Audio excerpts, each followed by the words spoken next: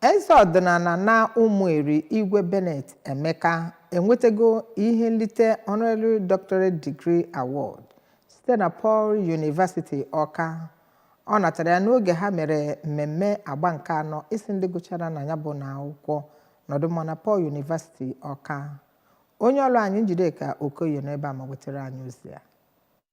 Soro Igwe Emeka bịa ya bụ mmemme gụnyere nwunye ya Chinwe, ụmụ ya, ndị kabinet ya, ndị Umueri, ndị eze omenala, ndị enyi nakwa ndị ikwu na ibe. Tupu enye Igwe Emeka ya bụ nzere, agụpụtara ihe banyere ya ebe a kọwara ọtụtụ ihe o megoro iji nyere ndị mmadụ aka nakwa iweta mmepe obodo. Ya nakwa ọtụtụ ihe o mepụtagoro ma kọwaa na o teenarị ya ji na-anata nkwanye ugwu, mana nke a bụ nke pụrụ iche n'ihi na ọ bịara site na ụlọ akwụkwọ bụ ndị okwukwe ya n'ime Kraịst wubere ma kwee nkwa inye ha nkwado n'ebe ọ pụrụ iche. Igwe Emeka kenere ndị mmadụ so ya wee bịa ịnara ya bụ nzere ma kpere Chineke ka ọ gọzie ha. N'okwu ya na ya bụ mmemme ka onye Archbishop Metropolitan nakwa Primate nke Church of Nigeria Anglican Communion Most Reverend Henry Ndukuba nakwa Archbishop Province nke Niger ma bụrụkwa Bishop Awka Diocese Most Reverend Alexander Ibezim kọwara na ndị anụnwa enyere ya bụ nkwanye ugwu